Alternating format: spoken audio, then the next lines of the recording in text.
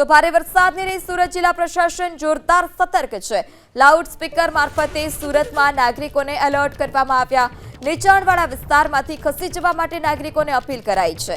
નીચાણવાળા વિસ્તારમાં નાગરિકોને સુરત પોલીસ એલર્ટ કરી રહી છે। લાઉડસ્પીકરમાં વગાડીને લોકોને સાવચેત રહેવા કહેવામાં આવી રહ્યું છે।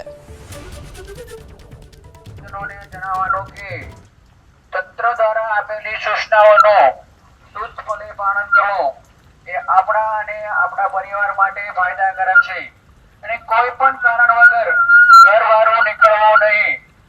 રસ્તા ઉપર પાણી ભરાઈ ગયેલ હોવાથી ધ્યાન રાખીને ચાલવું અને કોઈ પણ ઇમરજન્સીમાં જરૂર પડે તો 112 નો સંપર્ક કરવો।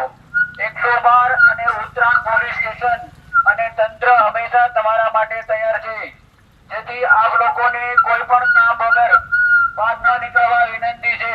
તમામ ગામજનોને સૂચના આપવામાં આવે છે કે તંત્ર દ્વારા આપેલી સૂચનાઓનું ચુસ્તપણે પાલન કરવું એ આપણા અને આપણા પરિવાર માટે ફાયદાકારક છે, જેથી તંત્રએ આપેલી સૂચનાઓનું ચુસ્તપણે પાલન કરો અને કોઈ પણ કામ વગર બહાર નીકળવું નહીં।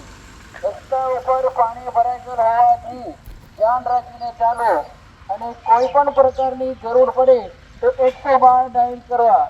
112 અને ઉત્તરાયણ પોલીસ સ્ટેશન અને તંત્ર હંમેશા આપણા માટે હાજર છે, જેથી આપ લોકોને કોઈ પણ કામ વગર બહાર ના નીકળવા સૂચના આપવામાં આવે છે। સુરત પોલીસ નાગરિકોની મદદે આવી છે। સુરત પોલીસ કમિશનર પહોંચ્યા। સાનિયા અહેમદ નીચાણવાળા વિસ્તારમાં નાગરિકોને સુરત પોલીસે એલર્ટ કર્યા છે। સાનિયા અહેમદમાં 25 દિવસમાં ત્રીજી વખત ખાડીપુરનું નિર્માણ। સાનિયા અહેમદમાં 15 થી 20 ફૂટ જેટલા પાણી ભરાયેલા છે, ત્યારે સાનિયા અહેમદ કે જ્યાં દર વર્ષે આ જ પ્રકારની સ્થિતિ સર્જાય છે, વરસાદ રોકાયાને 10 થી 15 દિવસ બાદ વરસાદી પાણી ઓસરે છે, ત્યારે સતત આ સિઝનમાં ત્રીજી વખત સાનિયા અહેમદમાં ખાડીપુરની સંકટનું નિર્માણ થયું છે, ત્યારે પોલીસ કમિશનર ખુદ સાનિયા અહેમદ પહોંચ્યા છે। પોલીસ તરફથી નાગરિકોને મદદ કરવામાં આવી રહી છે।